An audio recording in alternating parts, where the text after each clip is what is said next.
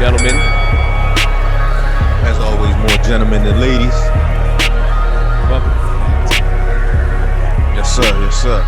We are here, episode 56. Ladies and gentlemen, coming off of a huge fight weekend all across the board. We will be talking MMA. We have a special guest joining us momentarily here. Yes, sir. And we also will be chopping it up about the fights that went down this weekend. But how are you, my good friend? How are you, sir? Hey, man, I'm great. I can't complain. Boxing is in full effect. It's in a nice stride right now. I'm satisfied. So I'm happy, definitely happy to be here. Back on another episode of Phantom Punch Podcast to talk, our favorite sport. So how about yourself, man? I'm loving it, man. I'm all right. I was doing well. I was on a no drink November until last night, and then last night. The first week. It's the first week. I didn't even make it. Sidebar to all Phantom Punch Podcast listeners. I'm addressing this now publicly. Myself and Johnny Southpaw are back in the gym. Shout out to TKO. Yes, sir. And we haven't officially made it a challenge, but we are doing a training camp challenge, a weight drop challenge. So y'all keep us honest on that, man. You know what I mean? Yeah. Check up on us and make sure we still on our 1-2. Weekly 3-4 times at the gym, getting this road work in. The usual stuff, man. We back at it. So I'm excited about this journey, and we're gonna see the Phantom Punch boys this summer, throwing beach parties and whatnot. You know what I mean? We're gonna do fight beach parties. I love it. Yes, sir. Yeah, man. We're just trying to shed the weight a little bit. I got a little rusty. I remember I was reading my Facebook, something that I posted when I was still training, when I was still in like fight shape, and it says, what the hell did I say? I said something about never sitting still, because when you sit still, you rust. And I know when I rust, I'm gonna rust bad. Bro, I sat still and I am rusty as hell, bro. Yeah. You resemble that clock behind you, man. I got aches. Yeah, I feel like that clock. I feel like this joint, yo. I got aches and pains in a lot of places that they're not supposed to be or never were before. So facts. Yeah, man. We just try to stick to it and stay honest, you know what I mean? And try and keep with it. Yes, sir. Yes, sir. Right on time, right on cue. There he is. Got Dev Wade in the building today. He's MMA aficionado. He's connecting to the audio right now. So our UFC correspondent. Yo, he's an asshole. Y'all got microphones and everything, man. So I'm sitting here with the whack audio. It's all good. Mm-hmm. How you, bro? I'm good, bro. I'm good. Dad, we appreciate you joining us, man, because I know we all know it was a big fight weekend for the UFC, but I'll be honest, I was watching boxing most of the time, so I didn't even really get to see it. I get it. That's why we needed you. I was trying to get my boy. I'm trying. Listen, I'm trying. He tried to abduct me. He tried his hardest to abduct me, yo. I am, but I got Porter sold now. Yeah. He switched over. Oh man. He said it was painful for him when we would cut back on boxing. He like, bro, turn that other shit back on. Like he like, yo, turn it back, bro. He like, I'm bored. I'm like, yo, you turn the other channel, niggas is getting flying kicked in the head. Say it ain't so. Yeah. Say it ain't so. He like, bro, I want to come train. I'm like, all right. Yeah, well, that's a level. That's a level. That's a different level too. That'll give you a new appreciation for the sport for real. Because once you start training in it too, and you know what I mean, you start rolling with people and all of that.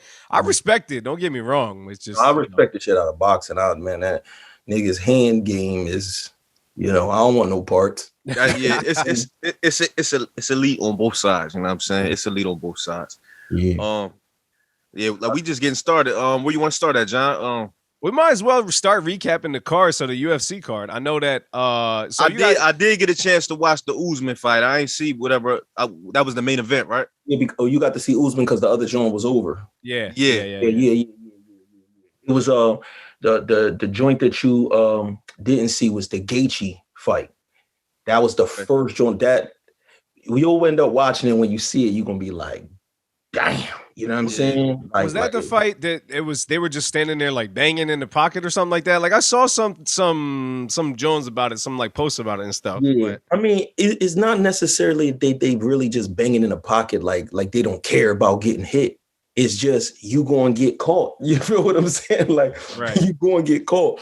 And I think it's just the sport, the way it looked when you punch in with these, you feel what I'm saying? Yeah. You know, it's not the same as getting hit with these. You feel what I'm saying? Yeah, absolutely. These is different, bro. I'm telling you, it's different. Yeah. Those 4-ounce gloves, they don't feel like there's anything in there, bro. It might as well be bare knuckle boxing type shit, yo. Those gloves are crazy. Those gloves are nuts. Even the corners you get cut with and all of that, all these pieces and stuff like that. You know what I mean? Yeah, those gloves are built differently. And again, nothing to I don't take nothing away from MMA folks because these dudes they go to war like, you know what I mean, like boxing go to war and arguably, you know what I mean, it's a little bit more damage that they be taking. So all the fights start on their feet, man. All the fights start on their feet. So this is the thing with the boxing thing, because Apollo said this to me before, and I want to correct him. He said savage is barbaric, all of this stuff, and I disagree. I think boxing is more barbaric, more dangerous. Boxers is in there in danger. I agree with the more dangerous. It's way more dangerous. That's why you see so many boxers die. How many boxers die a year, bro? I don't know the stats. Yeah, like it's like 13 a year. Yeah, like 12, 13 or something like that. On an average.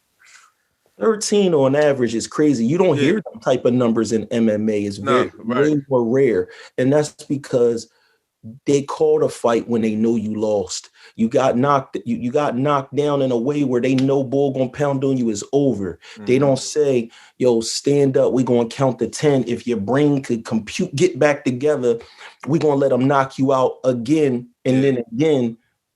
It's a lot of brain damage going on, bro. Absolutely. Yeah, absolutely. It's hitting brutalities in boxing that you know the ramifications don't really come out until after the fight. Like, you know, you got guys in there bleeding internally in round 6, and you know what I mean, and not really understanding what's going on with their body until the fight's over and they on the stretcher somewhere. You know what I'm saying? So I agree with that, with it being more dangerous. I do still think it's barbaric though, man. Having a man climb on top of you in his drawers and pound you out. It's just hold on. Lie about that. Paulo, can you stop doing that? Can you stop doing that? That's real, man. No, Paulo, can you stop? Because listen, he won't say it in his drawers. So look, I sent Paulo. I sent Paulo a picture, right? I'm trying to show him the fighters that's fighting that night. So I send him a picture of Kamaru Usman, like, yo, this boy right here, the truth, whatever. He like, yo, don't you ever send me a picture of a man in this draw. Man. That was not the pitch, yo. That was not the pitch, bro. Stop, bro. Stop. I don't know, man. It's just, see, there's two things about MMA that for me is like the worst nightmare, or just it's the worst case scenario to be in, to have to defend yourself. For one, is being in your drawers. For two, is being barefoot. I'm not cool with none of that. I don't like being barefoot, having to defend myself, and I definitely don't want to be in my drawers. So those two things for me is what make it like, that's like a worst case scenario. That's like you in your crib, you just waking up out the bed. But it's definitely great preparation for if you is in that scenario. No, but hold on. It's not really. Hold on, it's not really, because let's not get it twisted. You on mats barefoot. Yeah. Still. So what I'm saying is, none of them want to be barefoot on the concrete, bro. You know what I'm saying? Like they do. But the difference is if you get kicked in the head with a Tim on. Yeah, right. Yeah, like, come on. So you know what I'm saying? So it's like they in there, they got to take that off because it's not right to be kicking people in the head with sneakers on. You feel what I'm saying? That's the thing. Yeah. So that's all that is. But Porter was pointing out, he was like, yo, I ain't know they stomp on each other's feet like that. Because when you like checking and stuff, like when you get somebody like up on the fence or whatever, they're like stomping on each other's feet. Yeah. I mean, the damage it do, I don't think is nothing crazy, but it could if you just hit it the right way, and it's annoying. It's something to make a person move their feet so they could get in a different position. Yeah. Now, if they have sneakers on, it's going to hurt for both of y'all. Right. Probably even with the kicks on top, because your joints are soft at the top. You feel me? Yeah. Yeah. So. But he said that's a the joint nightmare. that always gets me, that I always see, is like that inside knee or the inside thigh. Like when they knee the inside part of that thigh, like the upper, like that. I mean, You talking about it's mostly like they do it up against the cage too. I when think. they're behind the person? Nah, so like if you got somebody on the cage, I guess, and I've seen it before where like they will knee like the inside part of your leg. Yeah. That Yeah. joint looks just so Yeah. painful, bro. That joint sounds like the most painful move to anybody. You can hit me with an elbow if you Well, want. when they're behind That the joint person looks too, painful. when they're behind the person too, is like that. They'll knee them in the back of the leg. You know what I'm saying? And them Jones be having it where people legs don't be working. They gotta Right. fight the rest of the fight and can't Charlie like horsed really, out. yeah, you can't Yeah. jump back. Yeah, they get this thing called also called drop foot. Somebody got it that night too. I forget what fight it was. And basically you on one leg trying to fake it. You know what I'm saying? Because the foot just keep like dropping down because it's like nerves. It's like nerve damage or whatever like that. Yeah, it get real in there. And I think that's the part of the sport that I want because Apollo talks about the sweet science so much. You know what I'm saying? Yeah, and it's real. It's real when dudes get that good. It's kind of like if somebody took away your eyesight and you get so good at hearing, you take away the feet and all of that, and dudes is this good with their hands. But now when you watching a joint where they get to use everything, people will look and be like, oh, they standing wrong for boxing. No, they trying to get ready to check leg kicks. They got to think about, is he going to throw this left hook and then come around with a right spinning back fist? Right. See, that's the thing.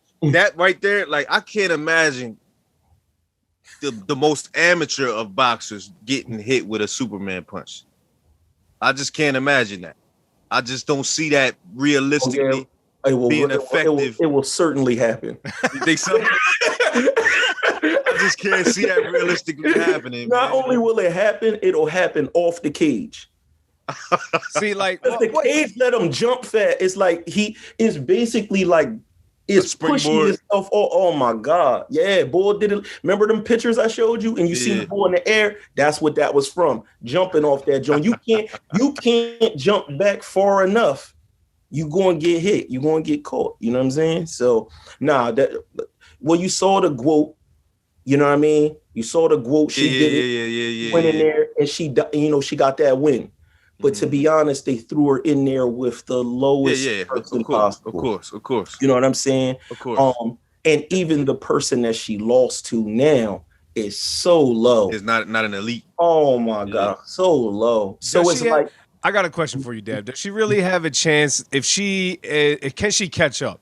Because I've been thinking that, I've been wondering that. I've talked about it with a few people. Just like she's dedicated so much time. Claressa has dedicated so much time to boxing. She is one of the greatest boxers, if not the greatest women's boxer of all time. She is the greatest women's boxer. I wonder if she can catch up with MMA. I don't know if she can. I'm still on the fence. You know what I mean? Especially after taking a loss. Again? She's 23. Early 20s. Early 20s. But like she's very young. No. 100% she can catch up. You think so? You think she has a future in the sport? Oh, so the cardio is got to be goofy. She's definitely strong. Mm-hmm. It's just a different kind of strength when you struggle against another human being. Like you'll watch dudes that can lift weights and they benching all of this, and then we get on the mats and you throwing them around like kids. It's like you can't do the same thing when you do that. But if she, as dedicated as she is, I think she can. And it's a shame because it could have been a bigger thing if she would have fought somebody even easier and got a lot of bums underneath her. You know what I'm saying? Pattered her. They misjudged and thought that this was one of those level bums. And what they don't realize is that a dude that goes to the gym around the corner that's not even fighting professionally, he just likes to do some bullshit. If you put him in there with an elite boxer and they get in a cage, the boxer's dead. Mm-hmm. Like, you know what I'm saying? Like it's not going to work. Right. It's not going to work once a dude like shoots at your feet, grab your legs, and then because every boxer ends up in the clinch, even the best. Canelo Alvarez is amazing, by the way. You know, we get on that in a second, but they end up in the clinch. And then once they end up there, bro, it's almost right. over. Yeah, it's Like over. Well, bro.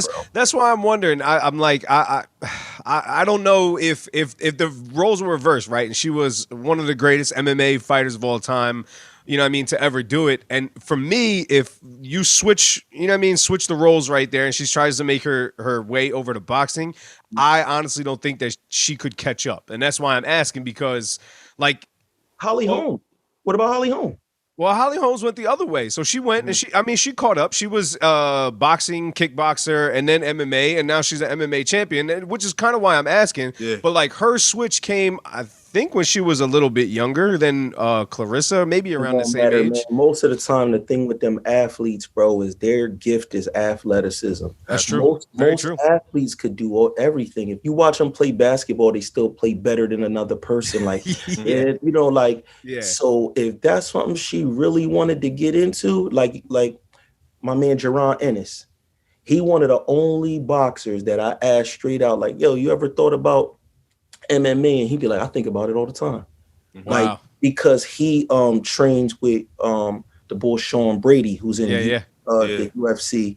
And even when we was like, you know, fucking around a little bit, and he like showed me his entry into a takedown, it was so smooth. I was like, oh, I already know what type time he would be on in a few months.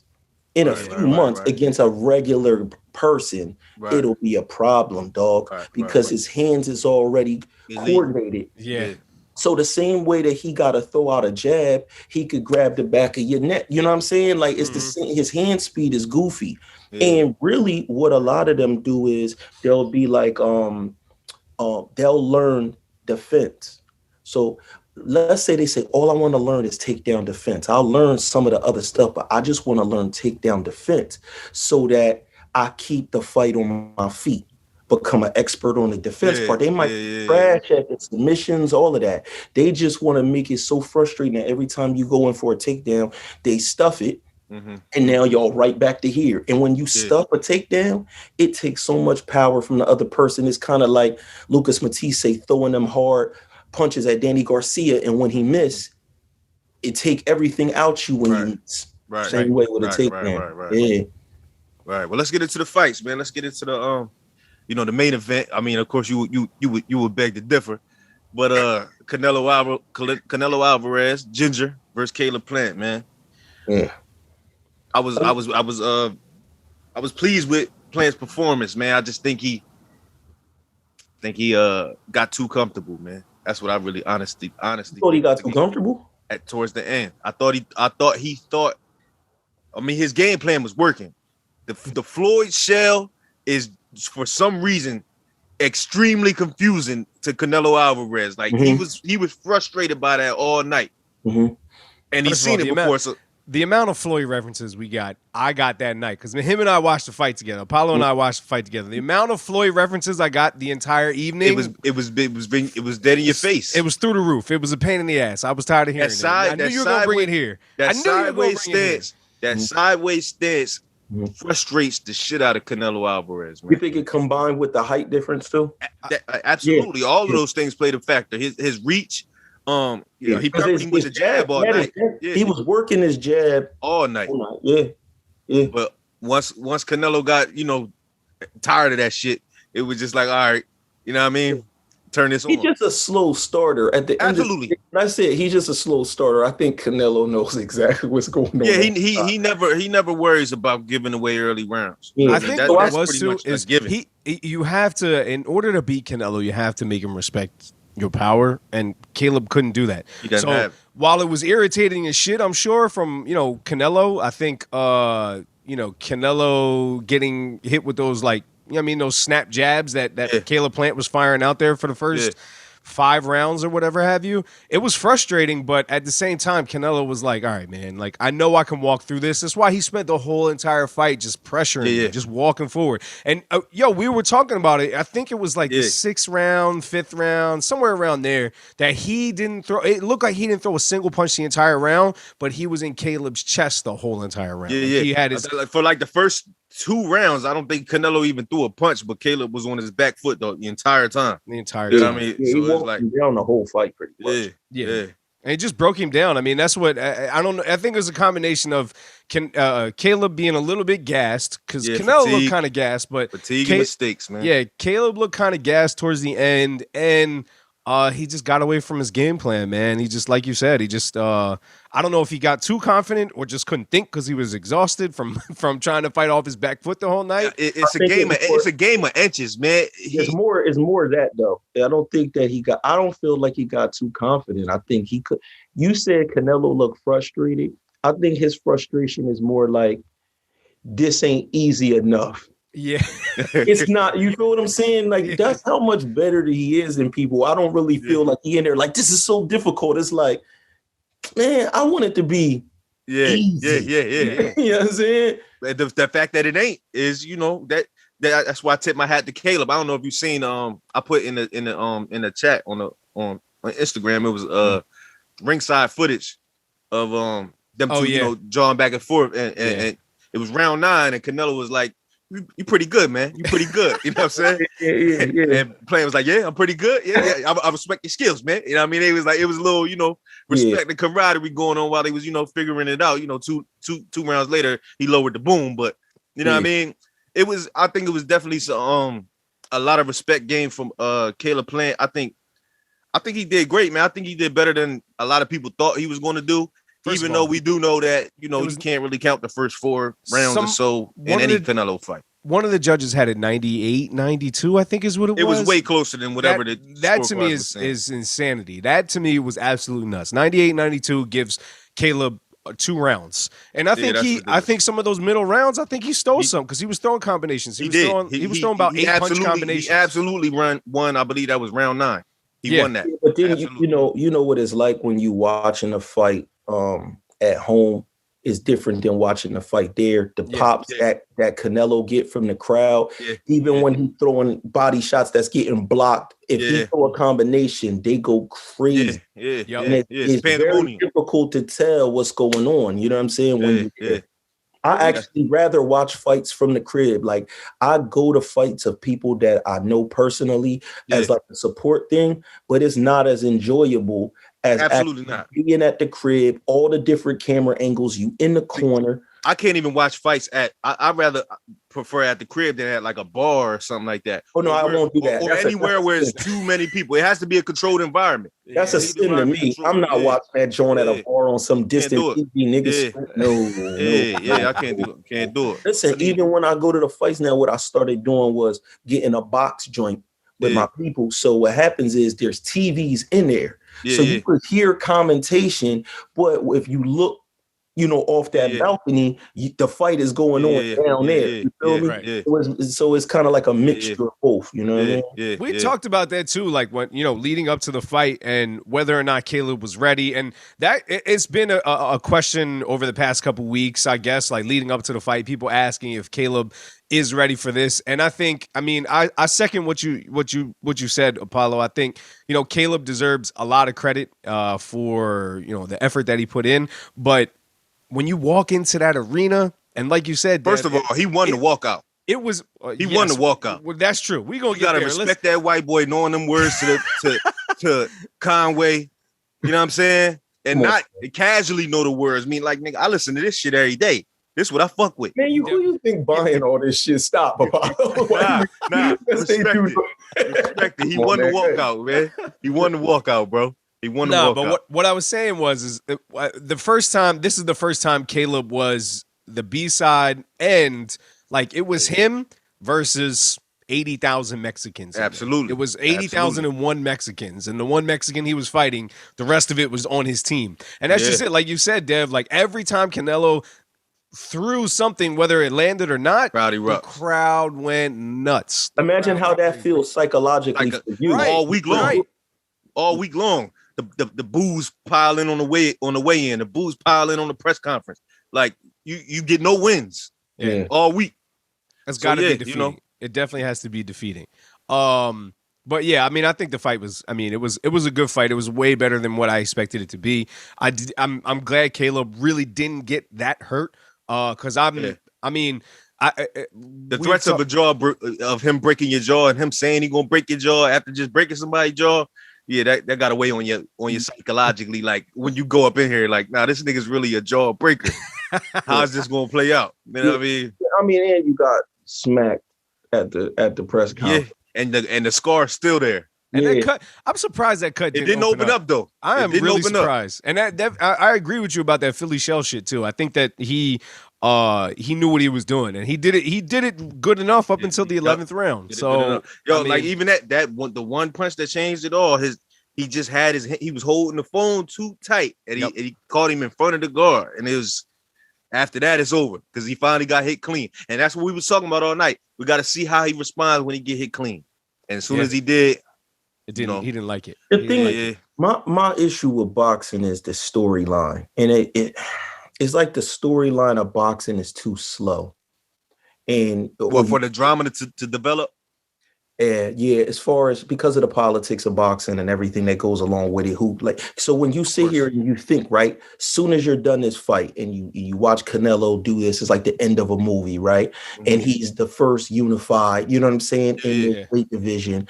But the movie goes off because nobody's really thinking about who he's fighting next, really. For real. Like, who do you really care? I mean, I know you do. Yeah, but I mean, it's not really. Nothing's enticing right now. Yeah, it's nothing. They have to create a story. They have to like make something fake. Yeah. Build somebody up to make it feel like, oh shit, this is gonna be competitive and shit, and it's not. Watch. Yeah. So if you look at a lot of the fights that happened over what was it, the DAZN contract, you know what I mean? Yeah. It was like these people obviously are elite fighters. Don't get it twisted. But you didn't know much about a lot of these people. It just looked like, it looked like old wrestling back in the day where they fighting against the dude Johnny Johnson, and he come out on a weekday joint. Yeah. So the problem, back to UFC and MMA, if boxing was a league. Yo, one quick question about that though. In your UFC, like the Usman fight or whatever, it's only one belt in a division, right or wrong? Yes. That makes all the difference in the world. So there's only, in boxing, real life, there's only one champion in the world, man. Yeah. And once you have the fact that the Phantom Punch podcast, right? This podcast ended up blowing up crazy. And now this podcast is worth $60 million, right? Y'all decide to get your own belt, the way Ring Magazine got a belt. As long as you can pay for the promotion. This is how it works. As long as you can pay for the promotion, the fighters are there, whatever, you can make a belt with its own lineage of like, oh, he had the Ring Magazine, they had the Phantom Punch belt, and that's what it is. That's why you keep coming up with all of these different belts instead of there being one joint. And then obviously, if Canelo says tomorrow, I vacate these belts, then they break up again like Thanos, like the Thanos rings, and everybody. Now all of a sudden, you've got a bunch of non-deserving world titleists because now there's 4 dudes with belts, and they ain't got to fight each other no time soon.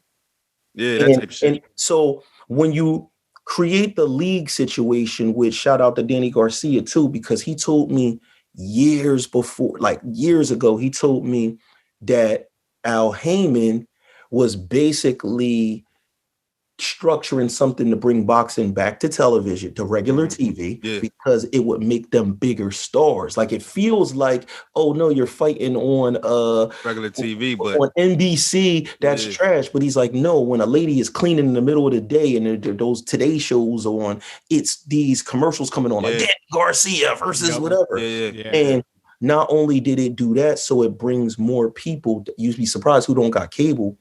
Right, watching it, but all those dudes that he can't say managed, that he advised, that he was the advisor of, he was able to bring them all under one umbrella of that PBC, and then they start fighting each other. Remember, it felt like they were avoiding each other at first. It was a reason.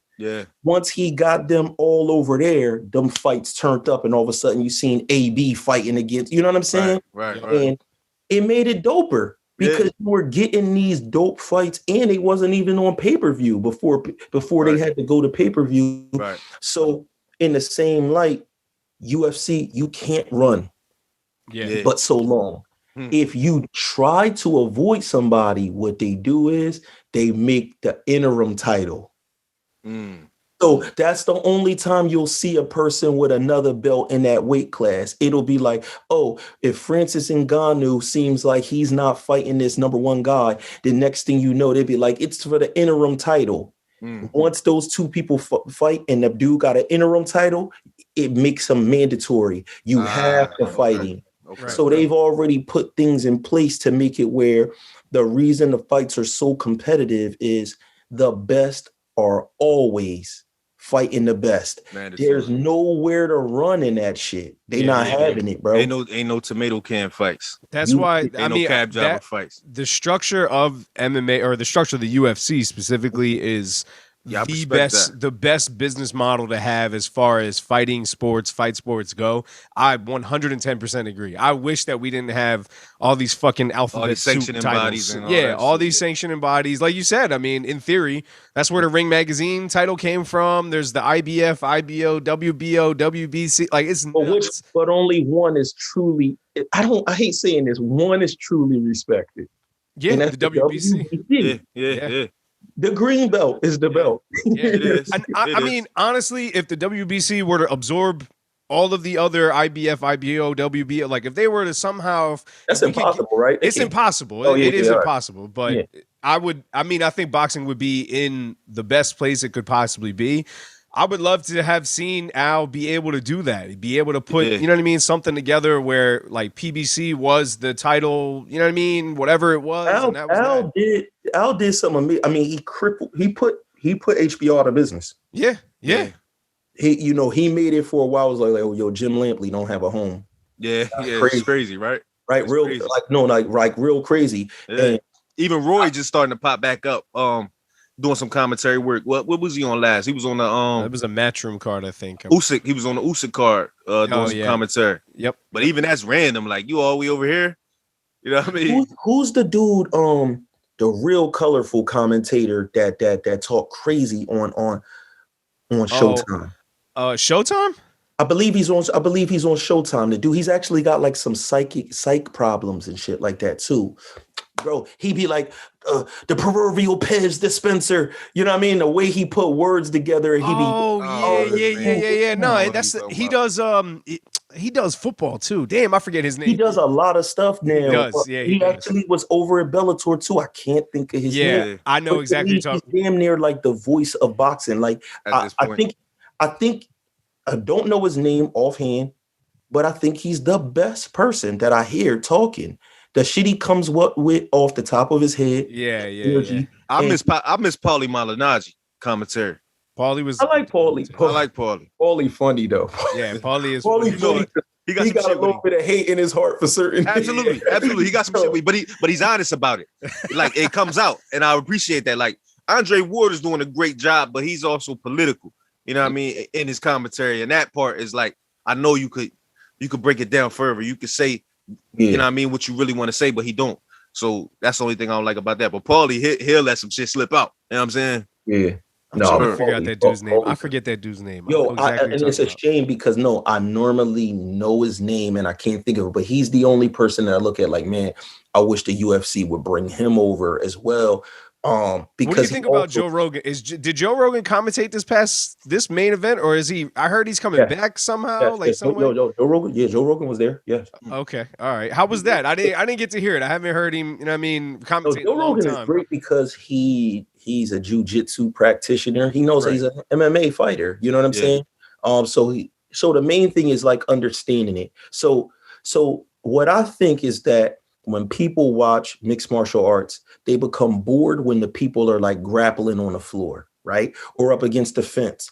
And the reason is because they don't understand what's coming. Uh-huh. So when I was sitting there watching it with Porter and I'm explaining to him, like, look, if he could get his knee above his shoulder right here, that this is what this is leading to. Yeah. And now he's looking for it. And when he sees it happen, he's like, see, they're not just rolling around on the floor like cavemen. Yeah. And they draw. They're not rolling around in their draws. No, it's it's strategic. Yeah. Every single thing they're doing, where they're trying to put their hips, where they're trying to put their feet. And that's why it can get stalemated is when two people can see everything the other person is doing, it can get locked in the Still same. a chess game happening. Still a chess game And happening. at a certain point, if it get locked too long, they'll stand them back up, which could be to the benefit of whoever's the better striker. Yeah. So Now, when I seen Dana White say, speak on a striking tip. I seen Dana White say, Usman wants to fight Canelo. No, I Stop. think At the welterweight. stop, is that. Did he say that for real? Yeah, Dana White said it. stop. All right, so give us a breakdown about Usman and Covington. That was their second or third fight. Second, it's their second fight. Okay, and So- Kobe Covington's the Trump MAGA guy, right? No, I'm not wrong in knowing that, right? He's the Trump dude, but he always was wearing the Trump hats and shit. So he created this persona that's kind of Ric Flairish, but Okay. red. You know what I'm saying? Okay. And all of a sudden, people started paying attention to how good he fought, and he got to be a star. But what they say is that he's really nothing like that. That he literally turns on and said, and the stuff he says is terrible, bro. Like, Egregious. oh man, like we're really getting your head, Apollo. You know what I'm saying? Yeah. So he's talking about my man's dad going to prison, all of that. So you jailbird daddy. You know, he come in there with the NYPD hat on. You feel what I'm saying? So, but his fighting skills is crazy. And in the first fight they had, it was a complete war. They got it in crazy, like destroying each other. But Usman broke his jaw. You know what I'm saying? And ended up taking him out like that. You know what I'm saying? Ended up beating him. So now they had to fight each other again. And it was a good fight. I don't believe it was nothing like the first joint. You know what I'm saying? But it was definitely a good fight. And he had his moments and everything like that. But the boy Kamaru Usman is a real problem. He is a specimen of a fighter. And that's probably why they're thinking about him going against a person like Canelo, because they know he got punching power. But yeah, come on, man. Canelo, you can't take that. Like, if you notice, he was doing this thing where he would like fake a takedown, John, before he punch him sometime. You can't do that in a boxing match. Yeah, absolutely. So, that's nighttime. Yeah. I don't know who want work with Canelo Alvarez. I don't see anybody really being able to do it. They're talking about. There's three names that they're throwing out right now, and I don't think any of them beat him. And I'm a Triple G fan, so Triple G's on that list. They're talking about that trilogy. He's over the hill. That ship has sailed. Yeah. Benavidez, he's a big dude, but he wants to stand in the pocket, so I don't think that's going to work for him too well. And then Charlo, and I'm sorry, but I don't believe in the Charlo brothers, especially against somebody like that. Because they both take too much. Speaking of the Charlos, you seen Jared Hurd ran down on Jamel, slapped the shit out of him. I don't know what that was about. I saw that. He don't want that. He don't want that smoke though. Damn, I didn't even see that. Yeah. At the fight, smacked him. I don't know, bro. I don't know. I don't think anybody wants any smoke with the ginger, the ginger Mexican. Usman is a great fighter though, and I know that there's a resurgence of like African fighters that are coming from Africa. There's him. There's what is the other bull's name? So it's him, Francis Ngannou, and then Israel Alessandra. That's who and they're all three champions in the UFC at the same time. Yeah, that's wild. That's you know what I mean? Wild. And all Nigerian ridiculous. But it's that thing again, getting out of your comfort zone. Izzy Alessandra, he decided to try to fight for the light heavyweight title when that's not really his weight class. And it basically showcased his jiu-jitsu wasn't that good because once he got on the ground, he couldn't figure out how to get up. You know what I'm saying? So I thought it was a mistake. It exposed a lot about him. It was a mistake going out of his comfort. Same thing. I believe if a MMA fighter goes into boxing against an elite boxer, you know what I mean? You don't just jump. The reason why he would jump out there and go to Canelo is to get the money. Absolutely. Right? To go out there and get the money. But really, you should be boxing against way lower people because they're taking away they're crippling you. Yeah. I can't throw no low leg kick, low calf kicks. I can't front kick. I can't do no takedowns. Man, nah. Yeah. Yeah. They need to chill with that. And it don't go that way. I mean, we obviously know, boxing is still where the bag is at, where they can come get that bag. You know what I mean? So they go for that. They do jump right into the Mayweather fights or whatever. Like you don't see them or the coming Jake in Paul fights, or even that. What do you think about that, bro? What do you? I'm always curious. I ask everybody this who pays attention to either sport or both sports or whatever have you. What are your feelings on Jake Paul, the Paul brothers, and all of the genre of fight of combat sports? So I think that Jake Paul is a real fighter. He's a fighter. I think the average man will not put gloves on and go fight another person, and they definitely won't do it with a bunch of cameras around. Niggas, I want to fight people, bro. Most people are intimidated of a fight. If you walk up to the average person, just plain and simple, and say, "Yo, what's up? Right now, fight me, bro. I got these joints. Fight me right now." Niggas is like, no. Right. So for you to be able to do that, especially when you already financially secure, he already had money.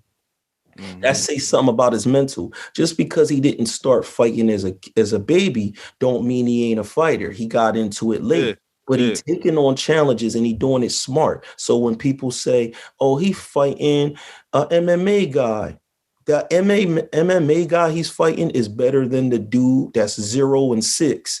That a lot of people's records is based off of. Them first 11 fights that dude got when he undefeated, all losing record opponents. Everybody on there got losing records, 1-3, 0-4, all of that. So the dudes he's fighting, what sparked them? Yeah, you know what I'm saying? So I think that he's taking whoever his management is, the people that's picking his fights are amazing. And I'm actually surprised that they're doing this one so early with the Fury brother. Yeah. That was gonna be my next question. Because I'm like, oh, it tells me the confidence that he's starting to gain and what he can do. And a lot of times just like maybe they know something you don't know. Right. I'm saying don't stop thinking these people is just stupid. And I'm gonna tell you straight up. Regular people that think they could fight don't want to see Jake Paul in a street fight right now. They could say whatever they want about him. I guarantee they want no smoke. Yeah, that's a fact. You know what I'm saying? It's a big boy. Yeah, and he a big boy, and you could tell he not scared at all, bro. He's sitting right there talking crazy. Yeah. He got the charisma to talk. So what happens now? 6 fights from now, when his skills is developing. He's really dedicating his life to this. He's young. Yeah. He still got the ability to talk his shit. Yeah. What happens then? Because we do know he got knockout power. He has it. What happens when he know how to harness it and he really learning how to fight, bro? Like I agree. I'm with you. I think he's good because he getting real boxers a bag on the call on the money train he on. I think that's political. I get that, and that's I like that. I like that it's happening. You know what I'm saying? But it's political. What happened was boxers was talking so much shit about him that the one thing that they understand is, what people respect? Money. Absolutely. So what I'm gonna do is I'm gonna do this. I'm gonna get the boxers paid more money than they get on any other promotion. And now they like, yo, Jake Paul, and they co-signing it. He verifying it. Homie, he cared, man. He done feeding my family. You feel what I'm saying? Yeah.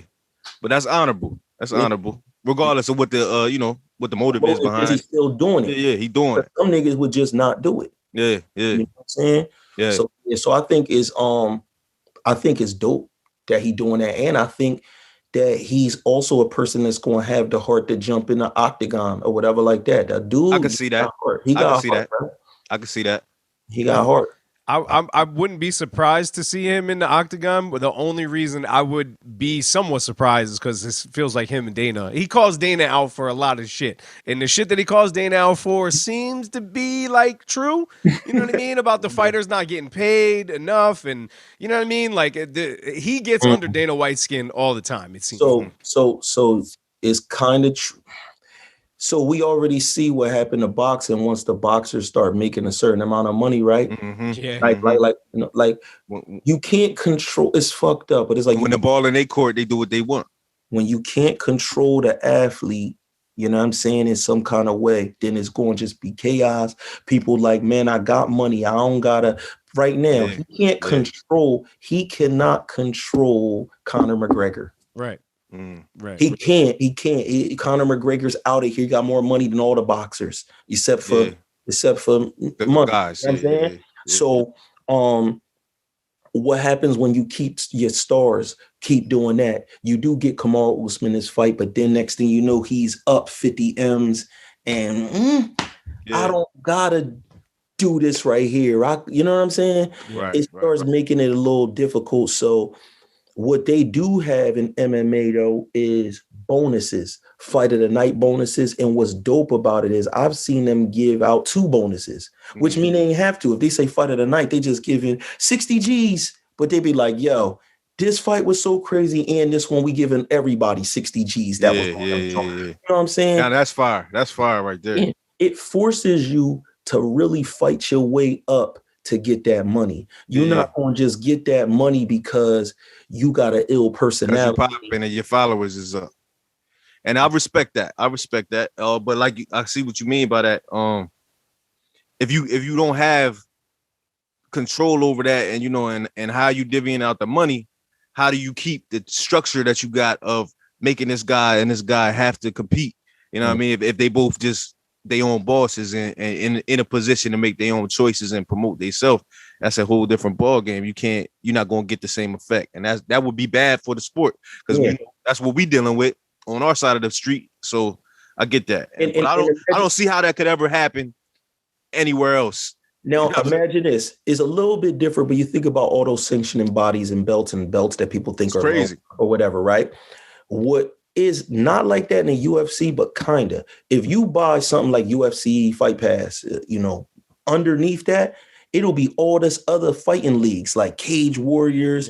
What's the other joint? Which is local. Yep. That joint. So is UFC that's the main umbrella? Everything falls underneath that. So I don't even really think it's an umbrella. Whatever agreement they have for them to showcase their fights on a larger stage. But what it is you could watch a fighter there and watch him make it to the UFC. So the dude could be the man. He's the champion in CFFC. Yeah, it's what he's the world title holder. He's a champion in his own league. Paul Felder, Sean Brady, those guys came from CFFC. So correct. They worked their way up. Correct. The same thing with the women. The women would be fighting in the joint Invicta. And then, you know, she would be like Invicta, 2-time Invicta champion. Now she over here. So UFC is really like cream of the crop. Them other leagues ain't no pussies in there, bro. That shit is brutal. You feel what I'm saying? Yeah. So in Bellator, the boy Chandler, he was the man, a superstar in Bellator. And people will always try to write it off like Bellator fighters is way lower than UFC, because sometimes when people get older in UFC, they'll end up going over there. But them young fighters they still them people. Right. So Chandler came over to UFC. In his first fight, he completely just starched the nigga. You know what I'm saying? Like trash somebody. And it was Dan Hooker, somebody that's like major. You know what I mean? Okay. And so that solidified him. And he was the one that was a part of that fight with Gaethje. That was amazing. And he lost. He lost, but it was like an impressive, you know what I'm saying, display. And over there, losses don't have the same ramifications as in boxing, correct? That's my favorite boxer, Mayweather's fault. Somebody's to blame. It means a lot. The boxing is messed up because, you know, people talk about boxing and stuff, but boxing got the most casual viewers. Yeah. So when people say, "Oh, somebody beat him before," they don't care about the fighter no more. You know what I'm saying? Right. And in MMA, I think people understand that there's so many ways to lose. At a loss, you can't. You dude was whooping his ass last night. A fighter I'm not familiar with at all. He's heavy set, almost looks sumo-ish, right? The big boy, with the flip, yo, wheel kick. He losing a fight. He threw a wheel kick out of nowhere, spin joint off the movie Van Damme joint. Knock Bo out. He's a big bull too, yo. Yeah. He looked like he was 250, 260, maybe. One of y'all guys send me that. I ain't see that. My Yo, God. and then like a video game, the celebrations in UFC, they like video game characters. The bull out of nowhere just hit a flip, the fat bull, where he lands on his ass, but it looked like a video game character, bro. So his finishing move was video game style. His finishing dance was video game style. Yeah. And that's the reason why you can have losses, because 1 minute you winning, the next you not. Korean Zombie, when he fought against the bull, the Panther, he fought against him. The dude was losing. A Korean Zombie was winning the fight. I don't know what he did, but he baited him into like, he kept wanting to smack his hand or shake his hand and celebrate, touch gloves over and over again. And at a certain point, he wanted to stand in the pocket with the last like 10 seconds. Korean Zombie rushed in and it looked like he ducked, but what he did was he ducked under and hit him with an up elbow, but it was at the buzzer. So it was like literally 2, 1, and people didn't understand why Korean Zombie was on the floor, knocked out, sleep. Oh, shit. Fighting again, that would never happen. He had the fight song. He got hit with something wild. Spinning back fist. The bull Buckley, I believe, did a move where he like kicked off of the other dude's leg with his left leg and then hit a spin ninja kick. See all of this shit. Yeah, it's crazy shit. It all sounds insane to me, yo. I've seen my fair share of them, but there's some stuff lately I haven't seen, yo, like that. But watching, some of the old highlights like Showtime and the off the cage joint. You gotta respect MMA. I definitely respect MMA for what it is and its own thing. Because at the end of the day, whether this is a boxing podcast or not, MMA is full of just their own vicious human beings. And I think for y'all podcast, to be honest, if it's just a fight podcast and y'all got more into that, it's so much more content. Yeah, there is. UFC is putting on a show like every week, bro. And I'm telling you, fuck the main card. Go watch the early prelims last night was better than the main card of UFC to me and boxing. It was the dudes you didn't know about. The dudes, like I told you with him, Big Boy that did that crazy kick. These dudes is hungry and they trying to get recognized. They like, look, I'm about to be on TV. I'm trying to jump off the cage, do something crazy. They trying to say something crazy. You know what I'm saying? So, word. Yeah, it's dope, man. Well, what fights are coming up in MMA or in the UFC specifically? What fights are coming up that you're, I guess, looking forward to or that you got your eye on? Like any big joints? You recommend for me to catch, man? Yeah. I mean, honestly, this was one of those like highlight moments. So for me, I don't even know, because John Jones, he going to heavyweight, but I don't think he got a challenge yet.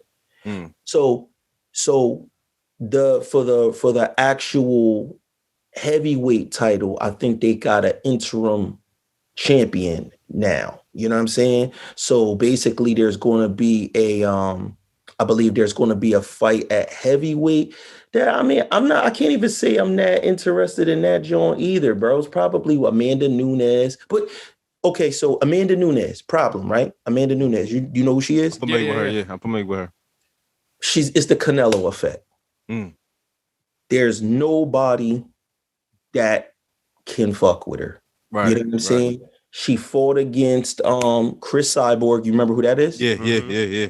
Fought against Chris Cyborg, knocked out Chris Cyborg in a way that you never seen. Like Chris Cyborg was, people look at her like a man.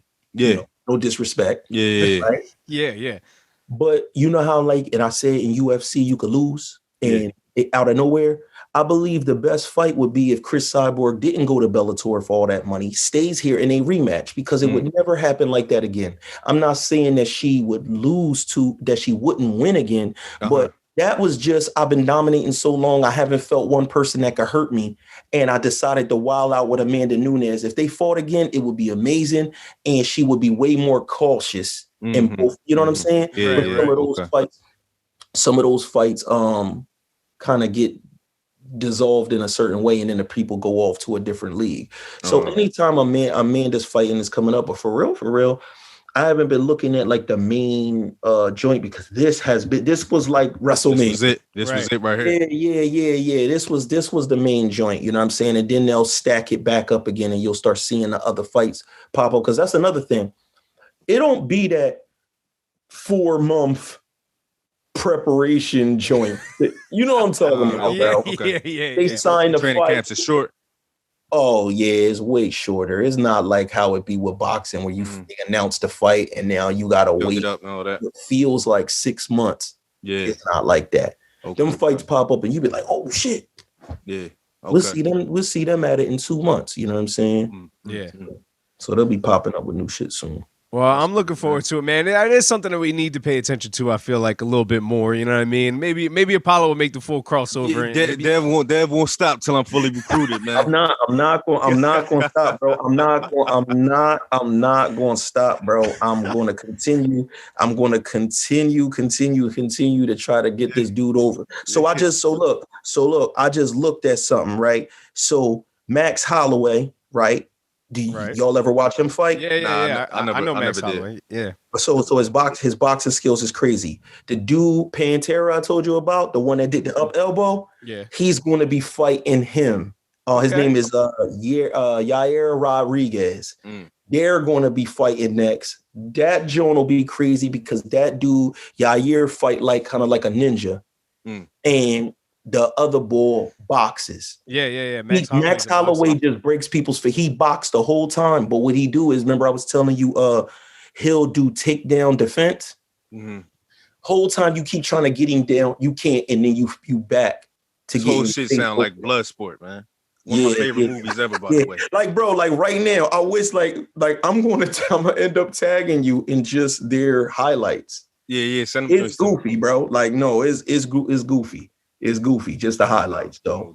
So that'll be the next joint, and I think that joint will be coming up on Saturday, UFC Vegas 42. Oh, that's this weekend. Oh, okay. Yeah, November 13th. So it ain't gonna take long. Like I said, they deliver fast, bro. They deliver. Amazon Prime. So many more active people. It does seem like that. There is so much more active fighters to choose from in MMA than there is in boxing. Because you know what I mean. It's not. We gotta wait. I mean, this month is busy for boxing. Don't get me wrong, but like it's never like this. We in a good stride right now. That's why I'm not complaining about anything boxing. Another thing. Check this out. So because we skipped over something important, and the reason why I got skipped on is the 2 fights were on at the same time. Oh yeah. During the Canelo fight, there was a rematch. Joint with Zhang Weili, you know what I'm saying, and Thug Rose Namajunas. Yeah. I was going to ask you about that. I forgot. Yeah, so that was going on during the Canelo. Okay. So think about this: Thug Rose lost a fight that she was getting it in with, but she got dunked on her head, almost got her neck broke. Like you thought she was dead, bro. Like, so she got dunked on her neck. The neck turned like a way I can't even do. You feel me? Yeah. Knocked out. Lost her belt. Then that girl to beat her had to go against the John Zhang from China, whatever. Well, I don't want to say the wrong shit. Be like, nah, nigga, Korea, you racist. Right? So she ends up completely fucking up the chick taking the belt. So then they finally matched up together, and Thug Rose beat her with a head kick. Crazy joint. So now this was the rematch. They had a crazy fight, but Thug Rose ended up winning that joint again. And I want to bring this back to the female stars in UFC outweigh like boxing stars. It's not even. It's not. There's no respect on females boxing. There's no respect on females boxing. And it started without respect because Dana White said, I will never have women in the UFC. Right. I remember that. I will never. Ronda Rousey changed that shit. And you start seeing the skill level of some of the women that start coming in. And I'm going to keep it real. UFC respects women's fighting completely equal. No bullshit. It's not even a front. Yeah. With men's fighting, it's exactly the same. Yeah. The crowd is just amped up. The women be the top on the card. Yeah. And it be like major fights. Like, no, nigga, this the one that everybody tuned in. They want to see Amanda Nunes. They wanted to see Chris Cyborg. They want to see them. You know what I'm saying? Yeah. So that's another thing that makes that sport so dynamic is you get the women aspect in there. See? I mean, shit. I feel like that with boxing as well. Like, just the women's fights is just more intense overall. I mean, with the women with boxing, it's like that, you know, because they got to work with 2-minute rounds, so they don't really have time to just. But see, but you see that type of shit. They don't do that in MMA. No. But you see that? That's what I'm talking about. Okay. See, boxing basically by doing that, they basically tried to say that the women are lower level or something. Yeah. Right? Absolutely. They saying no, you can't fight for this long, and we got to give you this kind of round. No. These women gotta go in there. Nah, if it's 5-minute rounds for a world title, you got 5 minutes times 5. Yeah. It's like everybody else, bro. Yeah. You know what I'm saying? That's major. That's major. And another thing that makes it better or more competitive. How much did Tyson Fury weigh walking in into that ring that day? 276, something like that. Something astronomical. Maybe larger. I think it was 280 or something. Yeah, maybe bigger than that. It was closer to 3. It definitely was. That's what I'm saying. Bro. So we all know, you know, people make up a myth in street fights, like it don't matter how big people is. But obviously, when the professional sport, there's a reason people are 7 pounds apart. Is that where we divide most of them? You know, So you'll notice that in a 7-pound weight difference, a dude can't knock people out no more, and stuff like that, right? We've seen the power not carry up, right? Yeah. So if that's the case, when we go to heavyweight, where's heavyweight start in boxing? 200. I think it's 201. It's 201. It's not 205. It's 201. I think it's 201. It might be 205, but either way. One of those. So either way, a dude could be 205 and fight against a dude that's 290. Yep. We've been talking about that for a while. There's now a super heavyweight division that hasn't been classified yet. You know what I mean? I mean, it's been like that. I agree. They need to. It doesn't make sense. There's no reason Bryant Jennings should be fighting against. Absolutely, you know what I mean? Deontay Wilder, Tyson Fury. Like, there's no reason that these guys should be fighting each other. Even the new Andy Ruiz should not be fighting like Tyson Fury. You know what I mean? Like, that shouldn't even be a possible thing. So we know that we can't just make, because then obviously within heavyweight, if they were to start breaking them down even by every 10 pounds, you're going to end up with 10 heavyweight divisions. You can't do that, right? So we get it. But at least what UFC does is UFC, I believe, stops at 265. I think if you weigh more than that, you can't even fight. Damn, that's crazy. You know what I'm saying? Like it's more sophisticated in a way. And remember, this is a league that started with no weight classes. Right. If you weighed 140, you had to fight a 400-pound sumo wrestler in the first UFC. Yeah. It was about anybody fights anybody. There didn't matter. Blood sport, yo. And it proved that jiu-jitsu was the superior fighting style on the planet. Yeah. Because in the beginning, it was dudes in there. They was just boxers. They never threw a kick. It was just, he boxed. This dude right here does karate. This dude and the Gracies went in there and was like, yep, watch this. Submission, choke out, submission, rear naked chokes, guillotines. You know what I'm saying? But so them putting in the weight limit, I think helps out a lot on stuff too. So I think it ends up going from like 220 to 265. So there's a 45-pound area for them to fight in. You know what I'm saying? Boxing got to do something. Bro, for real. There's a lot of stuff that boxing, if somebody could get them all together, get everybody together, if it wasn't as political as it is, and actually work on the sport could be, I mean, they could learn a lot from the UFC, learn a lot from MMA and the way that UFC handles things and shit. And if this was UFC, we would have saw Bud Crawford versus Spence 3 by now. Yeah. That's like part of the, it's like almost part of the, part for the course, and like just part of being a fan of boxing now, complaining about the fights you want that you ain't gonna get. Like, that's like Yeah. part of it. Like yeah, that's what and fantasy fights and I shit. finally Like, do y'all have fantasy fights in the UFC? Like shit that just is not happening. Like y'all got a whole category of shit. No, only with people that retired. Okay. Yeah. So it'll be like people will be like, man, what would it look like if Khabib Nurmagomedov went up against somebody else from back in the day? Like, you know what I'm saying? Like it'll be shit like that. But for real, not amongst active fighters. Ain't no people just don't avoid each other like that, bro. You know what I'm saying? It would be like on John St. The bull St. Pierre. You know what I mean? They want him to go against him because they'll be like, this dude was the greatest in this weight class. This dude, but other than that, nah, bro. And the older dudes will fight the young dudes like not care. Like Anderson Silva will be like, yeah, I'll fight the little kid that grew up watching me, Izzy Alexandria. I'll fight him. Yeah. And you know what I'm saying? And they fighting with that big difference of age and all of that and really getting it in and passing the torch that way. Yeah, it's different. But speaking of some of those fantasy fights, some of my boxing fantasy fights is, oh, shit. When it comes to like Bud Crawford, his next fight is against, I believe, the hardest boxer to box, no matter who you are. Yeah. Porter? There's nobody wants to fight him.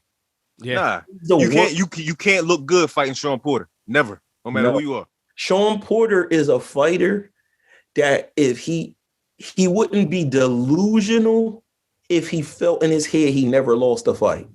Yeah.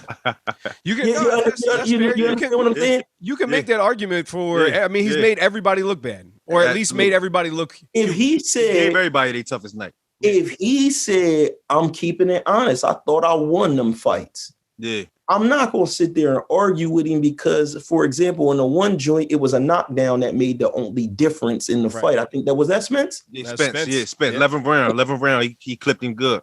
So it's like, my nigga, that dude is the worst. I wouldn't want to fight him in a street fight. You know what I'm saying? Yeah, I think he would. In a street fight, I think he would beat them. He would beat them. I was saying. I mean, you know, this is wishful thinking, but this fight could from the first bell come out and be some Hagler Hearns type shit, man. We could see just the war, just dog on dog action from the beginning. Because I know Porter's coming with that, and I know Bud ain't the type to run from that. You know what I'm saying? So usually, don't it take Bud like to the fourth round to start getting in that mode though? Usually warms up. That's what I'm saying. Porter ain't gonna allow that. I'm excited about that joint. That's what I'm looking forward to, just like I was, you know, with the heavyweights joint. You know who would have been crazy? What's the bull? The boy they rock. Oh, Bradley. If Bradley versus him would have been crazy. Bradley, I hate Sean Bradley. No. Tim Bradley. He called him Sean Bradley. Yeah, Tim Bradley. I hate Tim Bradley, yo. Tim Bradley head made out of bullet. Like his head is granite. Bullet material, bro. Yo, like, I'm telling you, that's some real shit, yo. But that fight would be that's a fight that would be like for the history. They similar. They would be punching each other's faces. No defense. No defense. No defense. And they both don't have real out on their feet. They both don't have knockout power like that. Like, I mean, they both hit hard, but they don't have knockout power like that one punch power. That's the hurt. People lucky that Sean Porter don't got knockout power or undefeated. Yeah, 100%. You know what I'm saying? Like he would be one of the most exciting fighters we've ever seen if he had knockout power. Absolutely. 100%. But that's the luck of the road, man. Everybody don't get all the same attributes. Yeah, and then that's when the styles make fights. It's amazing how they cannot pinpoint what gives a person knockout power. Yeah, it's just something. They have no idea. People could try. They don't know what gives you knockout power. Yeah. It's just there or it ain't. You can train all your life for it, and you still never get it. You can't improve it. Throwing the punch correctly, what is going on? That's like if they gave Tevin Farmer knockout power. What would happen? It would be doomsday. Yeah, you know what I'm saying for people. You know what I'm saying? It's wild to be in a sport where you have to fight perfect. Yep. You know, and then imagine if he was able to get either, right? Amir Khan had an amazing punch or amazing chin. Even if he just had amazing chin, he'd be the best. Yeah. He'd probably be the best. Man, I don't like coming on platforms on camera and saying stuff that people do think I'm crazy, bro. No, that's a fair point, because if you give he a might boxer, be the best person ever. Yo, it's crazy because it's like we were just saying about the attributes, bro. It's the rule, the luck of the draw. Like the one thing you don't have might be the thing that would have made you, like you saying, the greatest to ever do this shit. He the Because fastest, you don't have it. he the It's a lot of fastest fighter styles I make ever fights saw. and shit. Yeah. I think Amir Khan is his head speed is ridiculous. fastest fighter Ridiculous, I've ever seen. Skills is there and everything. Yeah. But the fact that he could get into a fight with one of us, and if we catch him, All you gotta do is kiss him. All you gotta do is kiss him. you know what I'm saying? Like he gets, especially in a street fight, he gives me so much more confidence. Like, oh, I get to do the other shit. I already know I kick him in his head. Done. Oh my God. But yeah, for me, I'm like, yo, that dude. But that would have been crazy, him and Mayweather, man. That would have been.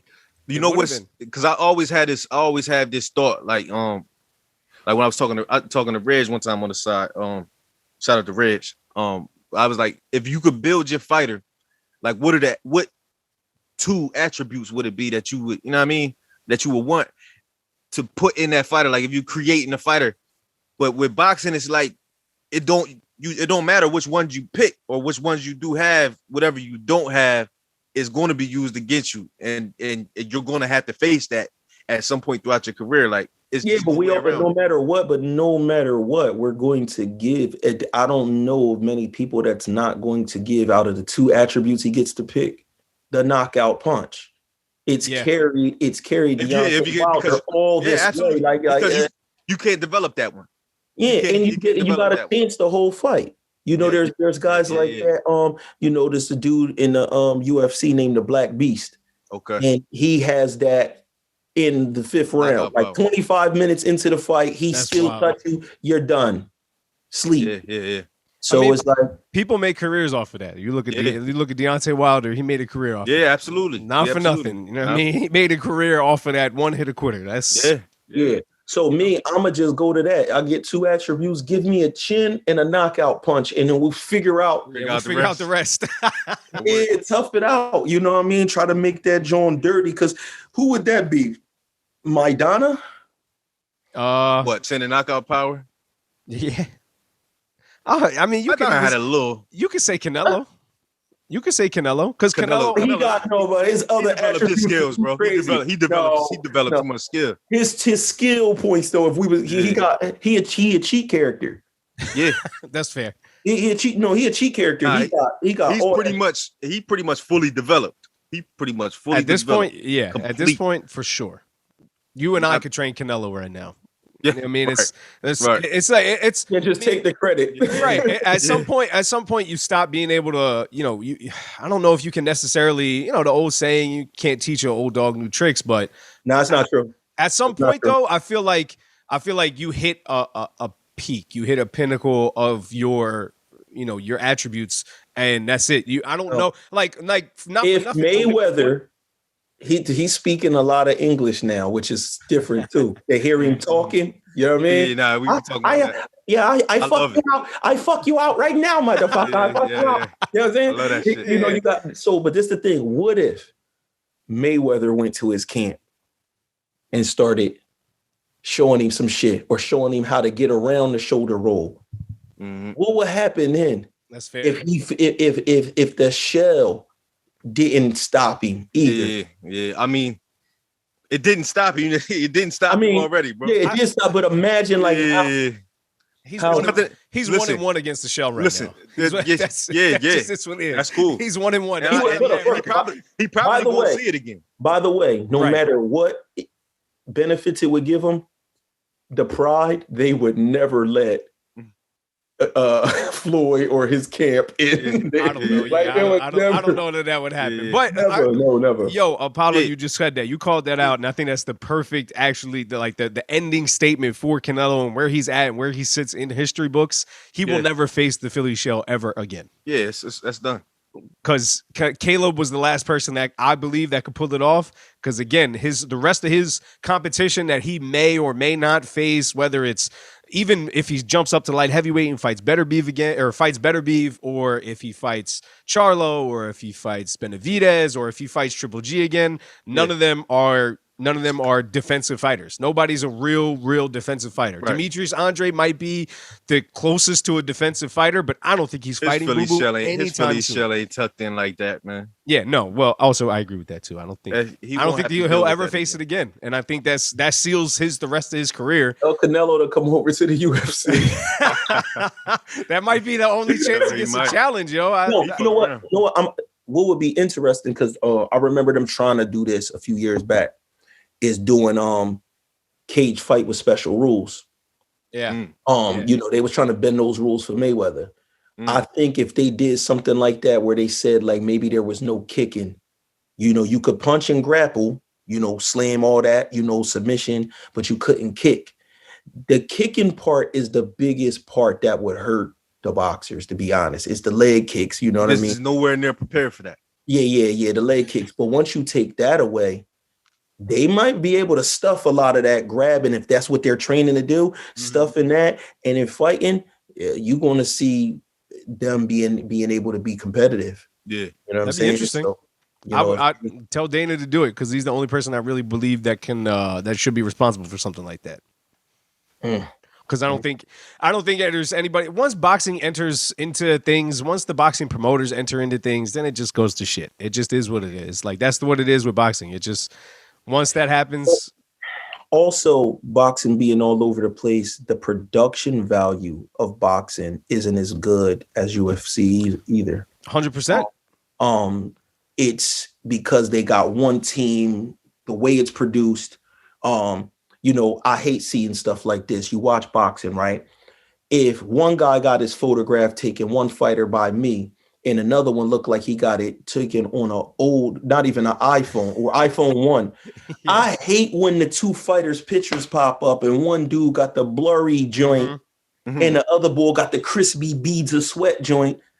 The production value ain't there. Nah, only when it's elite. The heavyweight fights is really when they go all out. And if they would do that for everything, it would definitely be more enticing for the viewers. There's no consistency. There's no consistency in boxing. And even from platform to platform, like you know, some of them DAZN cards, they was doing was it DAZN cards, or was it DAZN was terrible when they first started. Yeah, when they first started, but it, was it the Triller joints that they was, well, the Triller joints, of course, they was doing the you know, the circus of concert performances and all that stuff. I don't need none of that. You can keep that, but I mean, it's nothing better than a quintessential Showtime pay-per-view. So I'm gonna tell you, I want you to talk boxing history in between the fights. I want you to show me lineal champions all the way up to what's going on. You know, I'm a producer. UFC, one of the things that brings me into it, best production ever. Everything, graphic wise, photographs, the way they show the storylines, the way they break it down.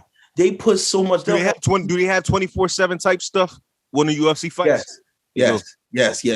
They have all of that, and the way that way it's put together is like, it's like they have such a beautifully controlled thing. That's why, look, Paulo sends me a picture, right, on some smart ass shit, right?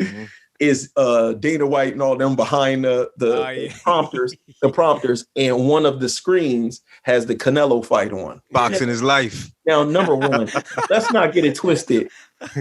They want to know who's winning that fight. These people are fight fans. Let's not get it twisted. But they also were trying. What they was hoping for was that Canelo would have knocked him out in, I think, the third round. Because if they would have knocked him out in the third round, the viewing would be way higher on the Thug Rose fight, because it started right as like the fourth round. Started. So they're also watching that to try to pace it out. And you could see them purposely. They got little videos that they'll play that they might have played early in the night. They're trying to buy time to work around the other promotion. You know what I'm saying? When we were watching the Canelo fight, the Canelo card, I remember saying that, like, yo, I hope they don't end up waiting for the main event, because The last time they fought on the same night was a big pay-per-view night for UFC and a big pay-per-view night for boxing. He fought Kovalev, and the Kovalev main event didn't start until like 1:30 in the morning after the main event. Yeah, that was crazy. That joint was crazy. I was so glad that they didn't do when that. we was out that night, right? Yeah. Yeah, nah, that joint. But it was smart. It was smart. They both try to avoid each other, and then what UFC does, because UFC can do this because it's a league. Whenever they fight, you notice they don't run away from the night. Boxing runs away from each other. Yeah. They're not like boxing. It's like, oh, Canelo's fighting tonight. No one else is fighting. Yeah. UFC is like Jay-Z dropping an album. You just chill for that week. Yeah. At UFC is like, oh, Canelo fighting that night. We fighting, and we gonna put all 3 titles on the line. They try to. What they do is they make the card. Stack the card. Extra as hell, where they like, dog, it's gonna be crazy tonight because they can do that because they could control the fighters, more. You know what I'm saying? Yeah. You would think sometimes you'd be like, damn, why can't boxing give us triple main events? Yeah. Oh, that'd be nice. That's a double-edged sword, man. Because for the sake of the sport, I love it, but also for the sake of the fighters, it's like, do you want them? Do you want them to be controlled, or you want them to be their own bosses? It's like it's the gift and the curse, man. Yeah, for the sake of the sport, it's like fuck all of that shit, nigga. Like I don't care about your bag. I don't care about what cars you driving or what you can listen, afford. man. I don't care It's about nothing worse. It's nothing worse than looking at a boxing match, right? And knowing that it's some bullshit. No, you watch the early fights all throughout the night. The seats is empty at the bottom. Yeah. That's how it was this weekend. And then it just fills in at the end because the other fights that they're giving you, nobody cares about. Yeah, man. You know what I'm saying? And now we saw a great knockout though. This weekend. Andre Dirrell. Yeah, Dirrell hit. That was a street fight wind up uppercut right there. Like that's some shit that you just don't land. So this is the futuristic thinking of Dana White in the UFC. When you looked at the poster, right, you saw Usman at the top, you know what I'm saying, his fight. Then underneath that, you seen Thug Rose in her fight, and then you seen Chandler and Gaethje. These are the 3 main fights, but the fight got 5 fights. You would think the first 2 fights, then it would be the one from the bottom on up. Nah. What they did is they made one of the main events open the night. Oh wow! They made Chandler and them. So you turning it on now. Yeah. You gonna come and get your seat now. That's pretty smart. Fight first. Then you watch the 2 other regular fights, and then the 2 other mains. Yeah, that's interesting. And that was real interesting that they did that, because what they know, the secret they know is these other fights is hard body too. You just don't know their names. So what we're going to do is we're going to make you turn this shit on. Make you come out here, get your seat, because these dudes is fighting right now. You know what I'm saying? And boxing needs to find ways to do that so that people aren't just riding names only. Is the main event on yet? Calling, yo, the main event on? I'll be, you know what I mean? Yeah, like, one of them. You know that these other dudes that's fighting lower in this card become main events later on now. You're running around like, gotta watch Tank Davis. Did you watch all the other Jones he did when he made it rise? Did you watch all the other Tevin Farmer Jones? Did you watch all the other Benavidez? That's what I'm saying. You know what I'm saying? No, that is very smart. And I mean, it's only niggas like us that's paying attention to you know what I mean? We're watching Andre Dirrell's. It's a niche group. It's a niche group. And I don't know if that's ever going to change though, man. It is what it is, man. No, that's what I'm saying is you can if you make the people get there early. Because what people don't do is they don't come there early, leave, and then come back. Absolutely. They don't only do that. If they know in order for them to see certain things, on the Mayweather fight, when we did get to watch Danny Garcia versus Matisse, that was the fight of the night. That was the fight. That was good, right? But you got a 2-for-1 and you knew you was getting it. Mm-hmm. That's what boxing needs, bro. Stop giving us the dessert, man. Give us a good meal first. Yeah. They ration it out, man. They rationing it out. Yeah, man. And that's because niggas won't fight each other anyway. So it's like people won't fight each other. People want the whole gate for themselves. So it's just like, nah, at the end of the day, the gate is 15 million to get. And I want that. You know what I'm saying? Instead of it being broke down. And niggas you can't tell niggas they don't deserve it. Now, what's going to happen when these Paul brothers bringing in all this major money and they the headliner and they start putting these major fights as their, lower card. As their undercard, yeah. Mm-hmm. So when they do that, it's coming. It's coming because he's going to be able to offer the money. He's going to be able to offer. He's going to be able to offer the money, and people going to get two things. They get to watch. Now you can't deny the promotion. Mm-hmm. It's like I get to watch the circus fight, if you want to call it that. But I'm tuning in to see the two best in this weight division fight for a title. And then after all them nerves is gone and we done saw who changed hands on that, now's the dessert. Now they coming down. Literal dessert. And now we get to watch something strange where we don't know what's going to happen. That's coming. I agree. I already see that's coming, yo. Yeah. That is definitely on the horizon. Because what he's doing, he's already building the trust and gaining the respect of the fighters by paying them more now. Yeah. That talk is happening, man, when you get to the top, man. Yeah. Don't let me hook you up with these paydays, and then when it come time and you world champion, you don't fight on my card, man. I'm gonna look you out now, get you some money now. Yeah. Later on, bro, fuck with me. And they like bet. Yep. You know what I'm saying? Yeah. That's some shit, man. We're in for an interesting era post Canelo.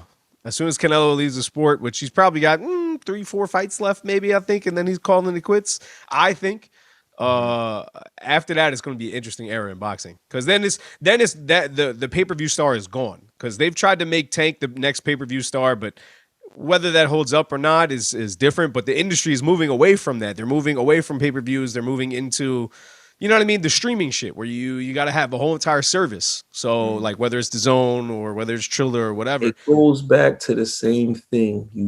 Because boxing tries to make the pay-per-view star one person. Right.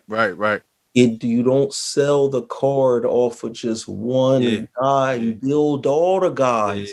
Put them all on the card. Everybody gonna want to watch that shit. So what he basically saying is the UFC is over there making good albums, and boxing got his singles, man.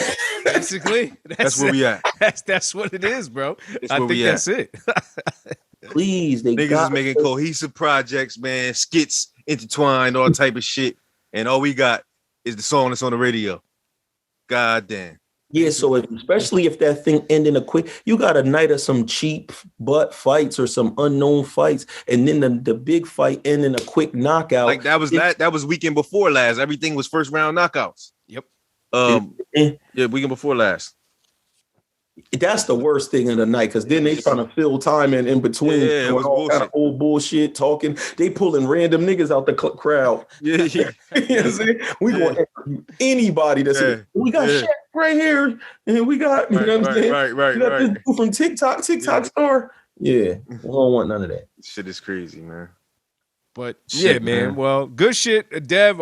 We appreciate your time, man. That's it, yo. I mean, you shout out to the Devin Wade show, man. Yes, sir. Yeah, tune into that, Make John. sure y'all look, Devin Wade show. Right now we are on our hiatus, but we've been doing the Talk Heavy podcast. So make sure you tune in on YouTube. Just go to the Devin Wade show, 8 p.m. every Tuesday.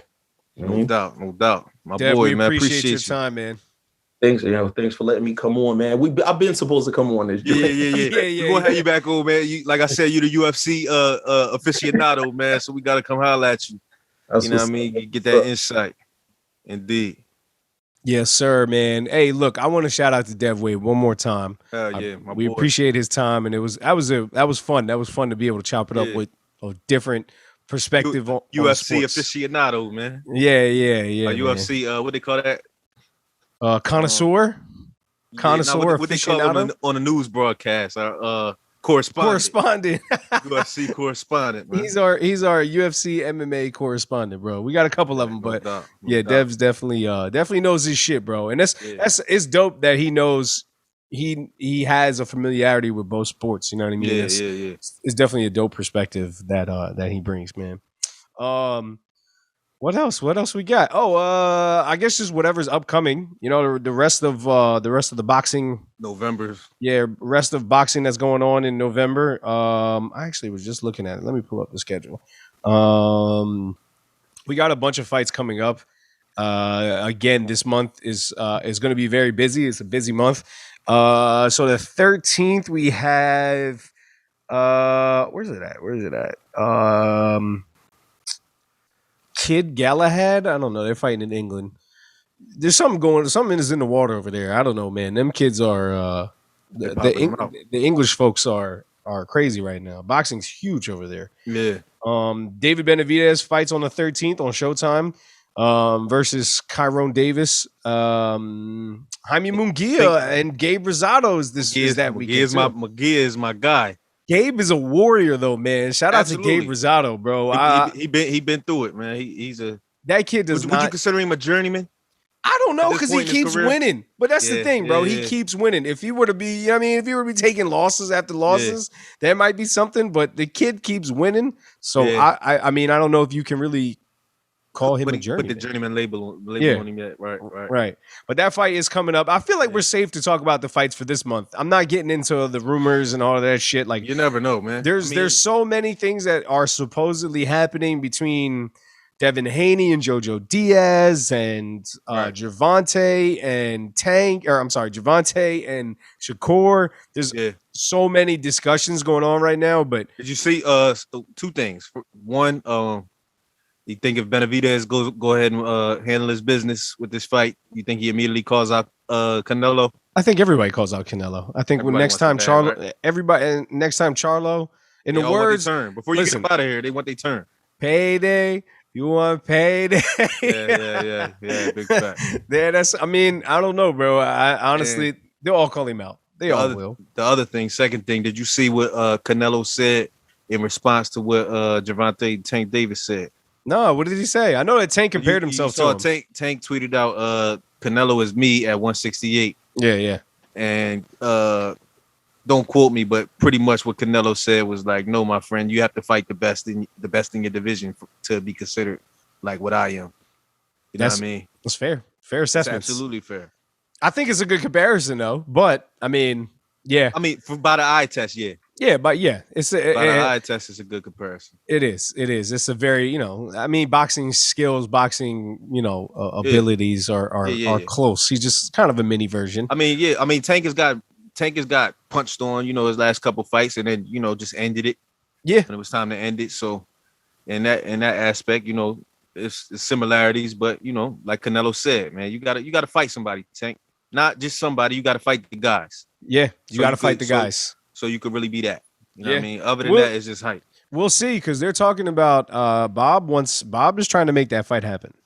Bob is trying to make Shakur and Tank happen. At what weight?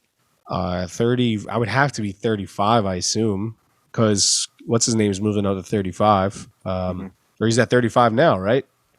Shakur, yeah. No, that fight with the Jamel Herring title was at 30, right? I believe so, yeah. That was at 30, yeah. And he's talking about moving up to 35, I think, soon. So that either way, they're talking about that fight happening. I would, yeah, sure. Well, I'd love to see it. Let's do it. Let's run it. That's two young, hungry champs. That would be fantastic to see. I would love to see it. What are your thoughts on that? Against Tank and Shakur? Yeah. Instinct is Shakur, but I think Tank always has that puncher's chance. Absolutely. But I think Shakur is smart enough to nullify that. I think so too. Yeah. For 12 rounds, I think he's sharp enough to stay on it. But I am interested to see what happens when Shakur really gets hit. Yes, that is very, because I don't think he hasn't been punched like that. Like he hasn't been hit by somebody who can punch like that. I don't think, anyways. Right. So I mean, I'm sure they got their stories. They've been in the gym together a bunch of times. So right, and they're familiar with each other too. That's the same token. That's very Golovkin Canelo-esque. Like they've had some gym wars, and what has happened? There's always different sides of the story. You know what I mean? Yeah. But each of them know exactly what went on. You know what I mean? Right. Exactly. They know what they up against. But other fights that we have coming up. So after Gabe Rosado fights on the 13th, we have Demetrius Andre, Jason Quigley. Boo Boo is back in the ring. He's for sure going to call out Canelo. So you can count on that. I mean, Yeah, that's on the zone. yeah, it's on the zone. I feel like I ain't watched the fight on the zone in like a couple months. Well, we talked about it before. How Matchroom is Matchroom has they're no longer like in a US Matchroom USA doesn't exist anymore, so they're all in the UK now. So all the fights are like this fight is probably going to be at 1:30, 2 o'clock in the afternoon again. Right. So I don't know who's watching Demetrius Andrade either, but I mean, I don't think at 1 o'clock in the afternoon. It being on at 1 o'clock in the afternoon ain't helping him out at all. Yeah, not at all. And then after that, bro, the 20th is the big pay-per-view.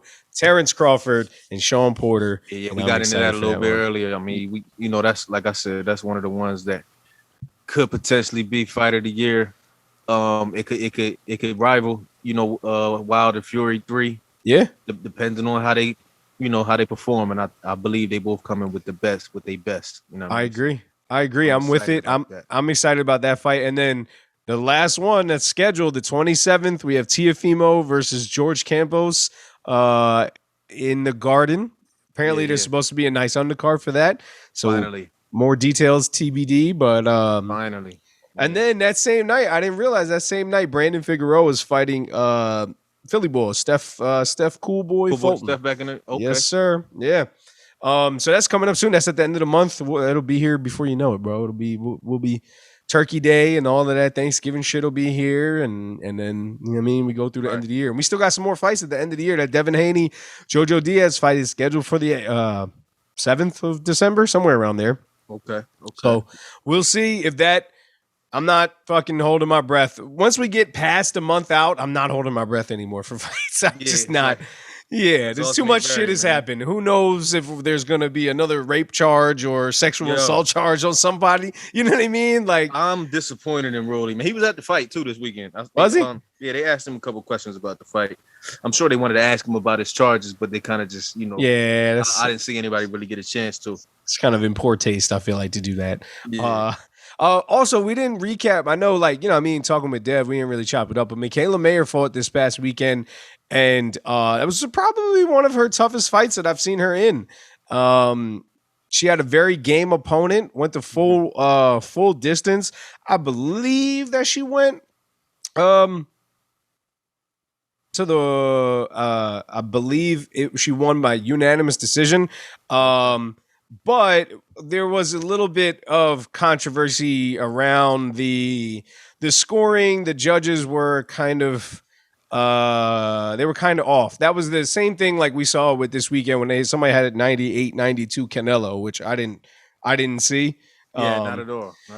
But Hamadouche is the name. Mava Hamadouche. She did win by unanimous decision. But again, 98-92, 100-90. The ring, it was not what you saw in the ring. It was a tough test for her. Michaela had to stand in the pocket and show the dog that she has, and she did do that. Right. So I mean, I think she did great, and you can't be mad at the fighter because of the shitty scorecards. I mean, did she win? Yes. But you can't be mad at the fighter because there was shitty judging and shitty scorecards. I mean, we've come to be accustomed to that, and we know that that's going to happen. There's always going to be an agenda behind the unofficial scorecards and even the commentary throughout the fight. We know that comes with it. I wish that was a variable that we could fix or change, or like just have commentary from people that aren't affiliated with any of the promotional organizations, or they had nothing to do with nothing. You know what I mean? Just like the boxing aficionados just commentating the fight. That would be like, ideal, but that'll never happen.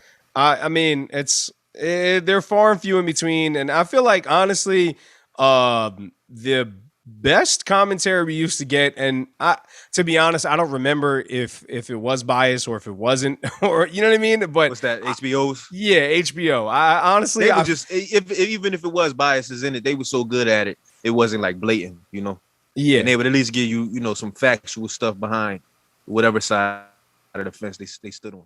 It was just different. It was different. Yeah, that was different, and we have Al Heyman to thank for that. I mean, losing that. Yeah.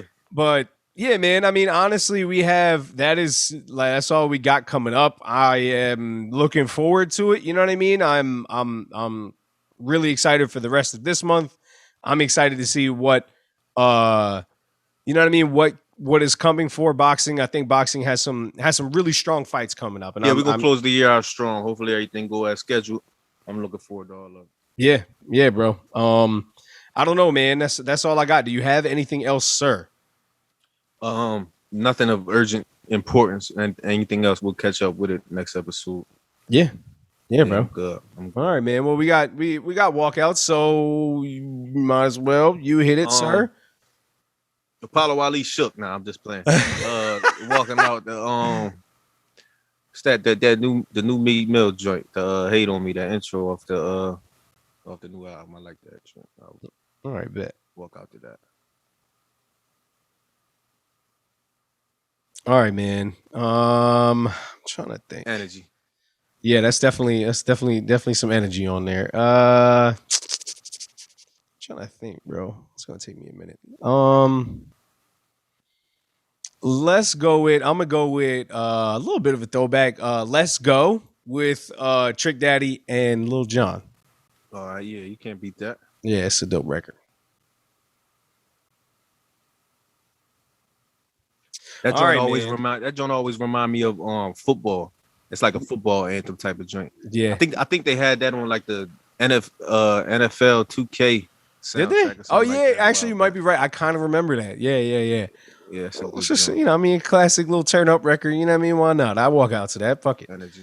Yeah, bro. But again, man, episode 56 of the Phantom Punch podcast. Shout out to Dev Wade.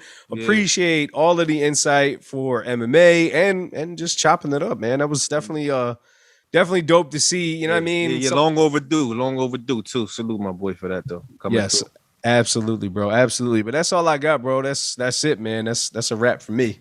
Yeah, no doubt. Make sure y'all follow us on Instagram, Phantom Punch Podcast, Twitter, Phantom Punch Pod. Subscribe on YouTube. You listen to us on all your streaming platforms. Just search Phantom Punch Podcast. As always, salute to every fighter that enters the ring. Boxing is the hurt business. We're gonna be here to continue to cover it for y'all. Catch y'all next week, man. Peace.